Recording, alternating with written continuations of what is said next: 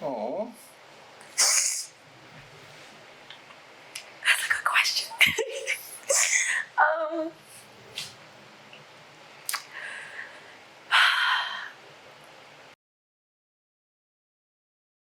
you are now watching a couples thing where we touch on a couple of things. On today's episode, we are going to be digging in a little deeper, getting up close and personal on questions about beauty and inner beauty and what beauty is to us each. So take a deep dive with us and enjoy this episode. What is beauty to you? Beauty is very subjective, so I think it's just in the eye of the beholder. What beautiful to me might not be beautiful to somebody else. What I think is beautiful is just an infectious smile, a beautiful soul, a good vibe, and just being a good human. Do you think you're beautiful? Yes, I do think I'm beautiful. I think I try to be the best version of myself, physically, mentally, spiritually, and I'm always trying to be better and trying to, I don't know, I guess be hotter. What is your earliest definition of beauty? Oh my gosh, being perfect, being skinny, being having straight, wavy, shiny hair, perfect skin. And even if you were an adult, like, I believed that beauty was like, you had to have baby skin on an adult. Like, everything had to be perfect and symmetrical. And yeah, that was beauty, in my opinion, when I was a kid growing up. Like, that's at least how I saw it. Do you believe there can be beauty found in your pain, awkwardness, or self-destruction? Well, yeah, beauty can't come from pain because you find your way out of pain. So once you find your way out of that pain and destruction, you find a new center, a new balance. You find a new energy, a new greatness. So I think the most beautiful stuff comes from pain. And that goes to art, to music, to anything. And once that's out, that pain, in your art or just in your thoughts, I feel that's when you unlock a different beauty. Did you always feel this way? No. When do you believe that realization came to you? Just life experiences of just being in hurt places or being in just physically unhealthy places where I felt my ugliest, and gotten out of that by changing certain things is when I felt my most beautiful.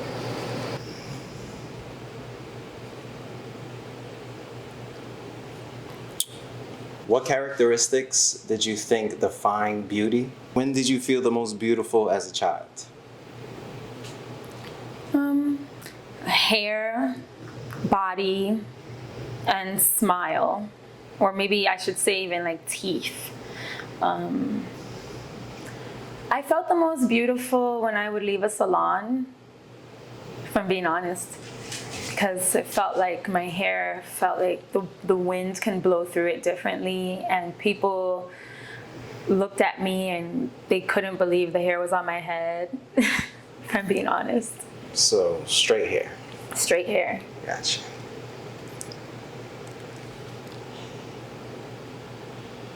Do you feel there's a difference between being hot, cute, and beautiful? If yes, when did you realize the differences within the verbiages? Mm-hmm. And when did you have the mental awareness to start using it more properly? I think cute, there's an age range for cute. I feel at a certain point, nobody wants to be called cute as an adult. It's like, I am fully grown, I'm not a child, I'm not cute. Some kids don't even like to be called cute because they always think they're grown. So cute is cool for like if you use it on somebody else's child or dog or something like that. Hot, that comes with, I think, attraction. So if I think you're hot, that means I think you're attractive for the most part. And I think that comes more, it's more sexual in a way. Mm-hmm. What was the other one? Beautiful.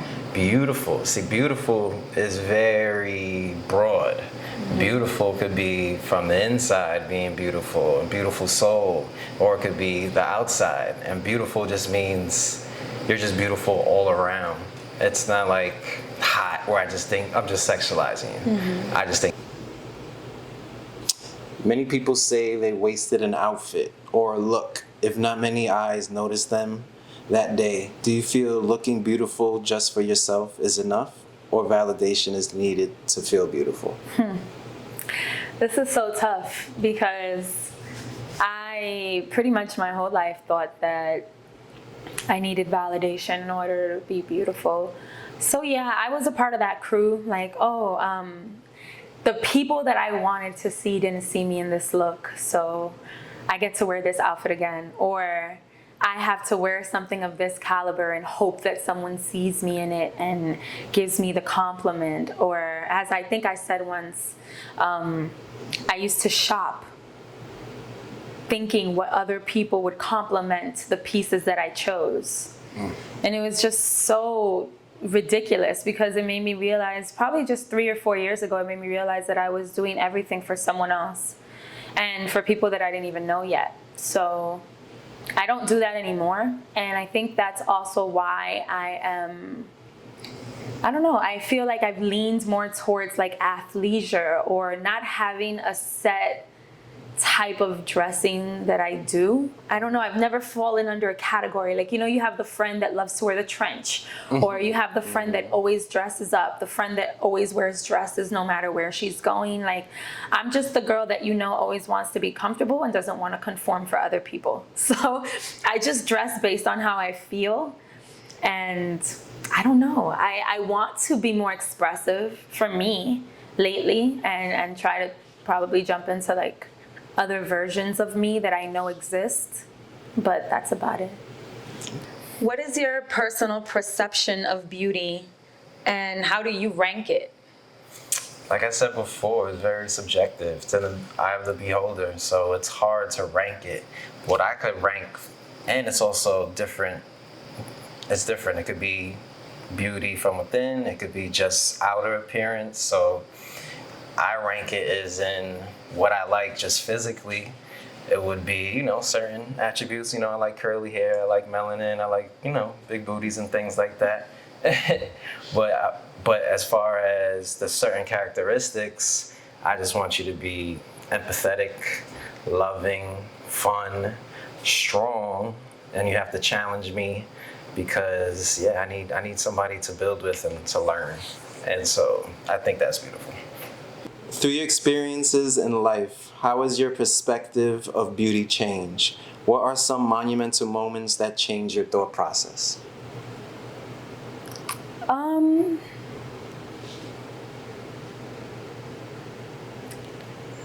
My hair, the big chop, because I never thought I was beautiful with my hair curly or unstraightened. I always thought that was the pinnacle of beauty that I would ever achieve, having my hair done and having makeup on my face and having it like perfect at all times. And what I realized is that like I started to appreciate my own skin, and just recently, maybe since the beginning of the pandemic, I've realized I actually like my face more without makeup, and I like how free I feel when my hair is curly and wild and I don't have to maintain it. And by maintaining it, when I had my hair straight, it would be this feeling of like, is a hair out of place? Is it frizzing up? Is someone gonna notice that my hair is curly throughout the straightness of it? Is someone gonna question me on if this is even my hair? And that went through my head so much. Having my hair natural, I didn't know what I would be looking forward to. I just knew that it wasn't acceptable. Like it wasn't high class. It wasn't a style that you can have in a business environment. It wasn't a style that you can go to the Oscars with.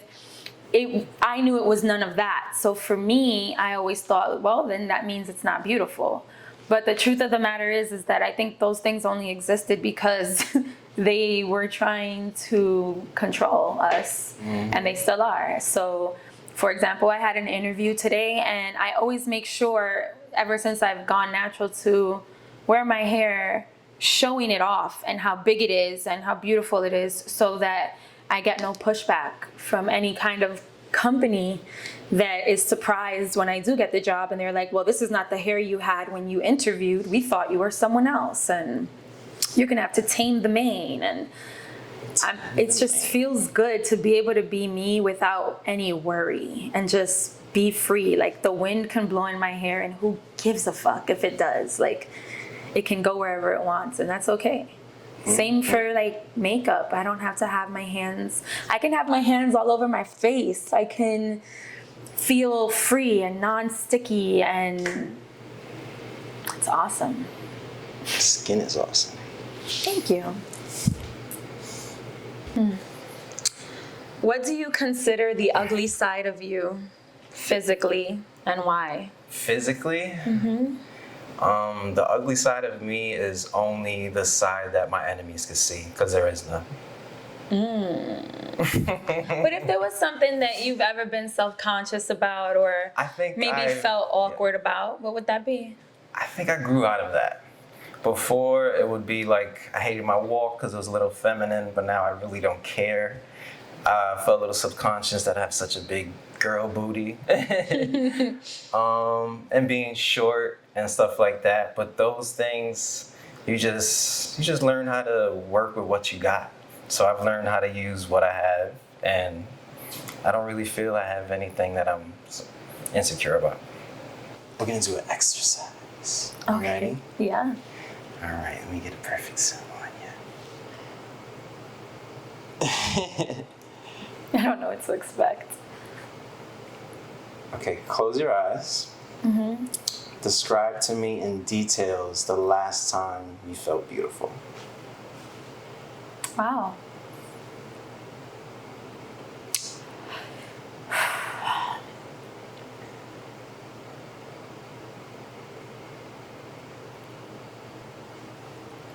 Oh. That's a good question.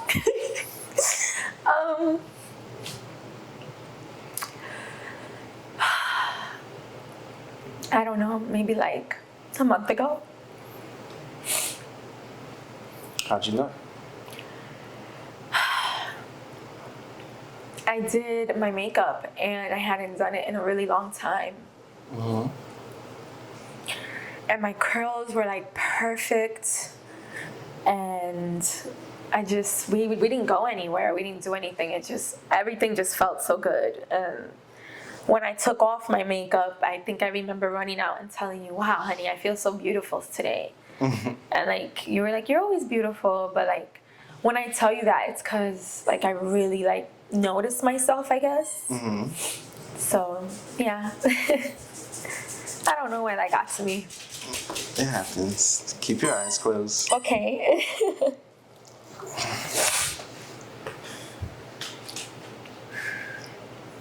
All right, open your eyes. Do you look like that right now? Yeah, a little bit. That's awesome. There's a thin line between cockiness and confidence. Where do you believe those lines cross one another? Cockiness is more arrogant. It's more of a look at me type of situation of like, I did all these things so I could be viewed this way. Confidence just comes from within. Confidence could come through anything. I could be confident of how I play ball. I could be confident of how I walk. I could just be confident in everything I do. But being cocky is more braggadocious. It's more look at me, I'm the man type of situation. Being confident, you just step into everything with confidence, you do well. It's subjective. Hold on, I gotta stay still. Beauty is subjective and in the eye of the beholder. But if you could build a human from scratch, what universal characteristics are mandatory? All of yours. Name some. Be more specific. I'm being very serious, though. I'm being very serious. Empathy, compassion, consideration, pride, laughter, like humor. I'm sorry, humor. sympathy, because it's one thing to have empathy. Empathy is like top tier, but also sympathy for even strangers.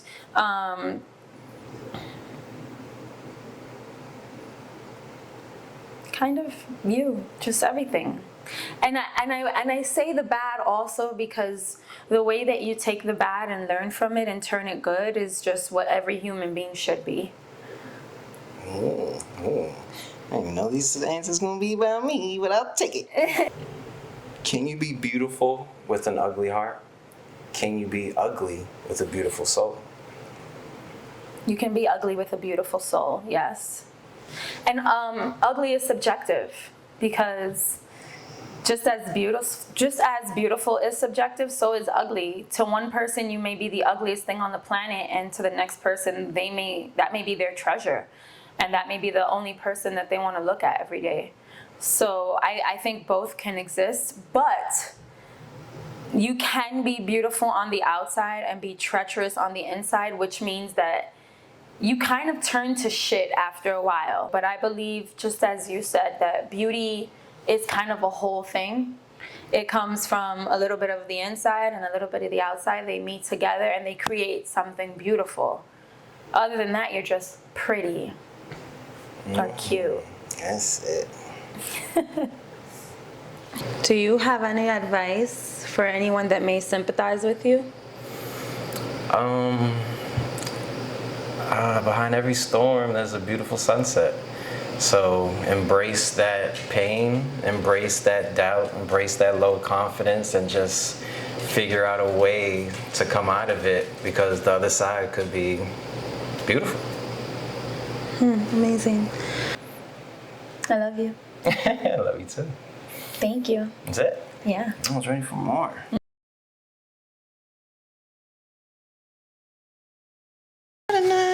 You see what he's wearing?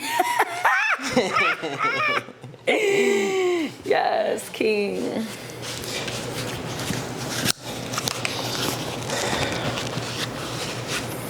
Okay, you ready?